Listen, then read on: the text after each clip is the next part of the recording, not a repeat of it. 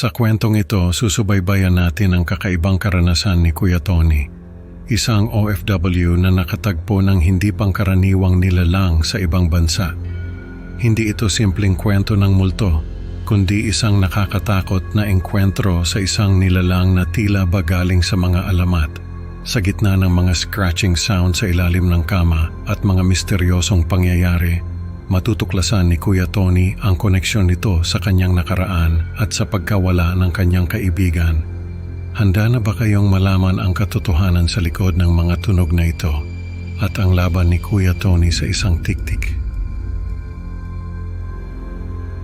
Ako po si Kuya Tony, isang OFW. Nais ko pong ibahagi ang isang karanasan ko sa ibang bansa. Hindi po ito isang nakakatakot na karanasan na may kinalaman sa multo. Pero, sana ay magustuhan niyo pa rin. Noong una akong makarinig ng scratching sound sa ilalim ng kama ko, akala ko ay may daga lang. Pero habang tumatagal ay hindi na ako mapakali. Hindi lang kasi basta scratching sound ang naririnig ko. Parang may umaaligid sa ilalim ng kama ko at tuwing maririnig ko ito, ay naaalala ko ang isang nilalang na kinatatakutan namin noon sa probinsya. Hindi ko na lang sasabihin kung anong bansa ito. Basta sa Middle East ito nangyari at ayoko rin banggitin kung anong lahi ang involved sa kwento. Ayokong magalit sa akin ang mga kababayan nila dahil alam ko naman na hindi lahat ng lahi nila ay katulad ng nakabanggaan ko. Kung nakarinig na kayo ng tiktik, alam nyo na parang scratching sound ang ginagawa nila. Parang may kinakamot sila sa bubong. Nung kabataan ko, yan ang pinakakinatatakutan kong tunog. Kapag nakakarinig ako niyan, ay hindi ako makatulog. Sa amin kasi, kapag may tiktik na umaaligid sa bahay nyo, ibig sabihin ay may buntis na gustong-gustong makuha ng tiktik. Ang tiktik ay isang aswang na may kakayahang magbago ng anyo. Kadalasan, nagiging malaking ibon ito na may mahabang dila na parang tubo. Ang dila na yun ang ginagamit niya para sipsipin ang sanggol sa sinapupunan ng buntis. Kaya kapag may tiktik sa bubong, ay dapat na mag-ingat ang buntis sa bahay. Kapag naman walang buntis sa bahay, ay ibig sabihin ay may buntis na kapitbahay na sinusundan ng tiktik. Kapag ganoon, ay dapat na paalisin ang tiktik sa bubong. Dahil kapag hindi ay baka sa bahay niyo dumaan ang dila nito at madamay pa kayo sa ginagawa niyang kasamaan. May isang kaibigan ako noon na kasing edad ko lang. Ang pangalan niya ay Pio. Isang araw ay dumalaw si Pio sa bahay. Naglaro kami ng taguan. Nagtago siya sa ilalim ng kama ng mga magulang ko. Tinawag ko siya ng tinawag, pero hindi siya sumasagot. Sa huli, ay sumuko na ako at sinabing panalo na siya. Pero hindi pa rin siya lumabas. Nakita ko na lang na naglalakad palabas ng bahay si Mama.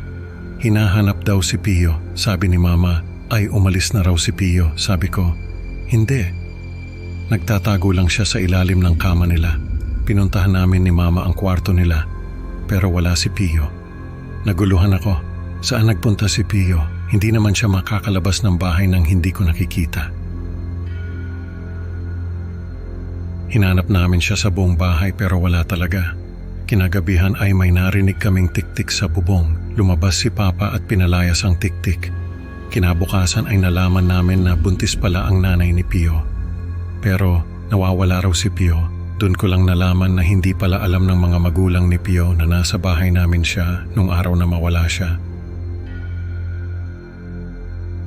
Ako lang ang nakakaalam, pero hindi ko rin naman alam kung saan siya nagpunta. Hanggang ngayon ay nawawala pa rin si Pio at ako ay may hinala na kinuha siya ng tiktik. Ang pagkawala ni Pio ay naging bahagi ng mga alaala ko na hindi ko malimutan. Parang may koneksyon ng lahat ng ito sa mga tunog na naririnig ko ngayon.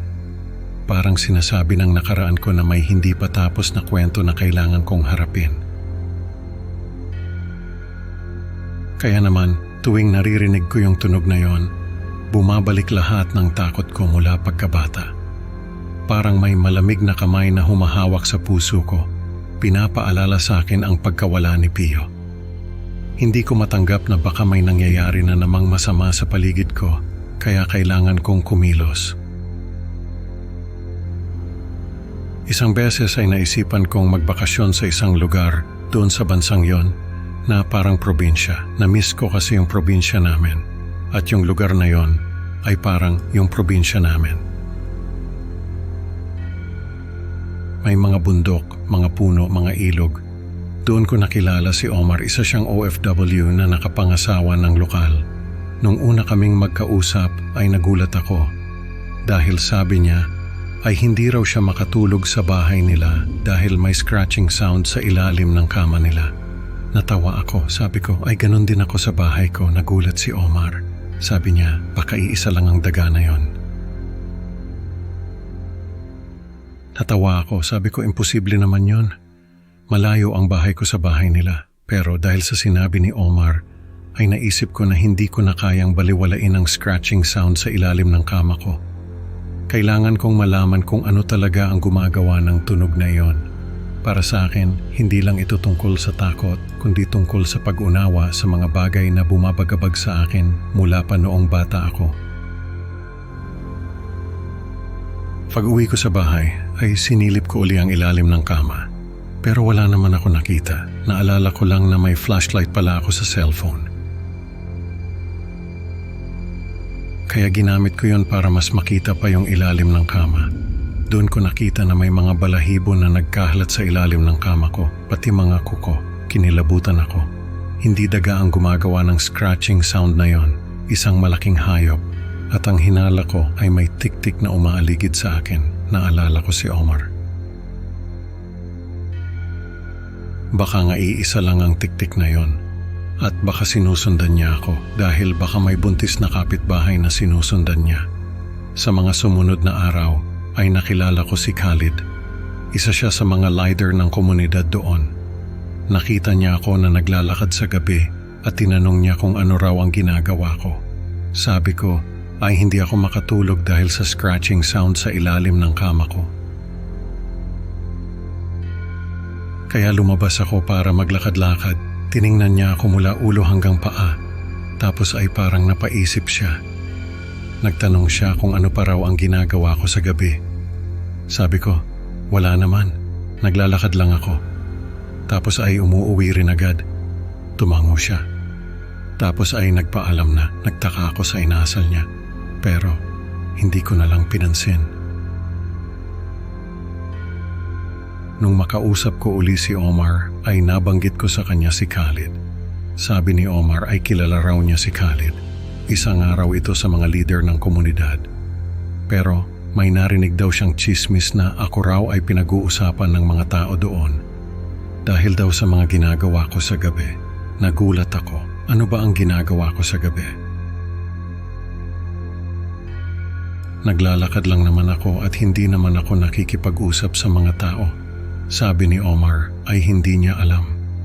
Pero may narinig daw siya na may kinalaman sa tik-tik ang mga ginagawa ko. Doon ako kinabahan. Bakit ako nadadamay sa tik-tik?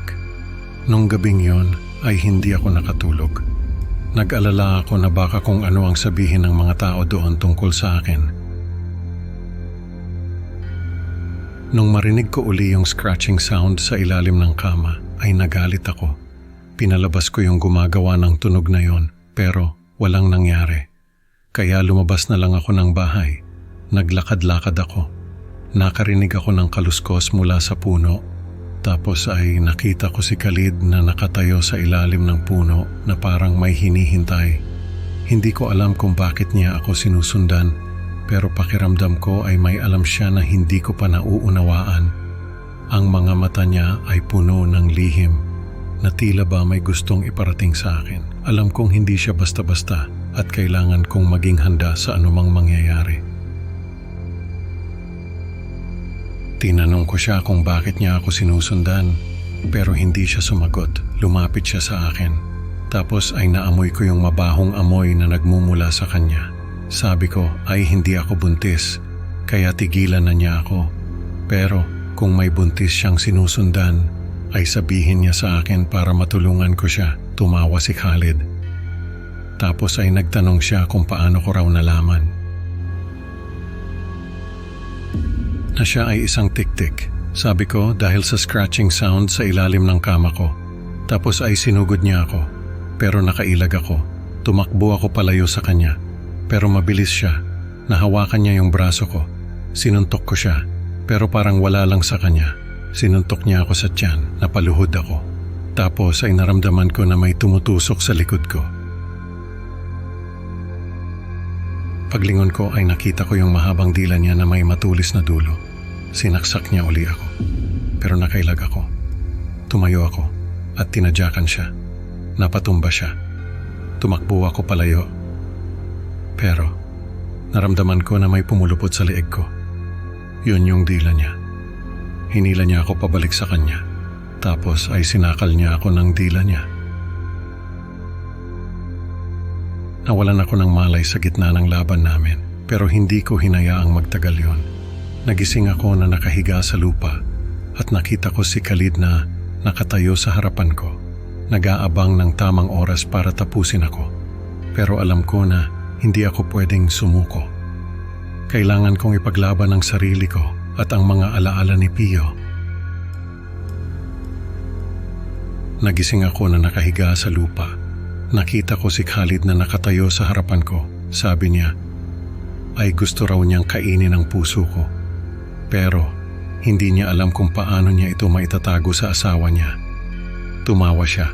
Sabi niya, ay bahala na raw. Nung yumuko siya para kagatin ako, ay kinuha ko yung kutsilyo na nakatago sa medyas ko. At sinaksak ko siya sa leeg. Sigaw siya ng sigaw. Tumayo ako at sinaksak ko pa siya ng sinaksak hanggang sa bumagsak siya sa lupa. Tumakbo ako palayo. Hindi ko na siya nilingon. Nung makalayo ako ay naglakad ako pa uwi.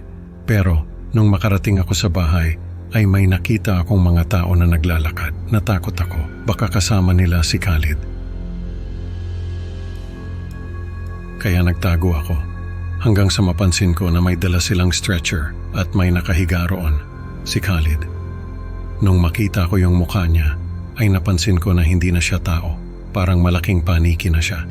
Doon ko lang na-realize na napatay ko pala siya. Umuwi ako sa bahay at nag-impake. Hindi na ako nagpaalam kay Omar. Baka kasi madamay pa siya. Umuwi ako sa Pilipinas at hindi na bumalik doon. Sana ay mapatawad ako ng pamilya ni Khalid. Pero sana ay maintindihan din nila na ginawa ko lang yon para ipagtanggol ang sarili ko. Pagbalik ko sa Pilipinas, hindi ko na narinig ang scratching sound. Pero hindi pa rin ako mapakali. Sinulatan ko ang pamilya ko, sinabing alagaan nila ang kanilang mga sarili.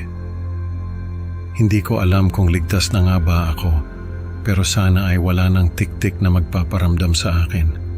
Ang tunog ng tiktik ay mananatiling paalala sa akin na may mga bagay na hindi ko kayang ipaliwanag, pero kailangan kong harapin. Sa kwentong ito, natutunan ni Kuya Tony na ang mga alaala ng nakaraan ay may kapangyarihang bumalik at magdala ng takot. Salamat sa pakikinig, mga kaibigan. Huwag kalimutang mag-like at subscribe para sa mas marami pang nakakatakot na kwento. Hanggang sa susunod, ingat at baka may tiktik na nagmamasid sa dilim.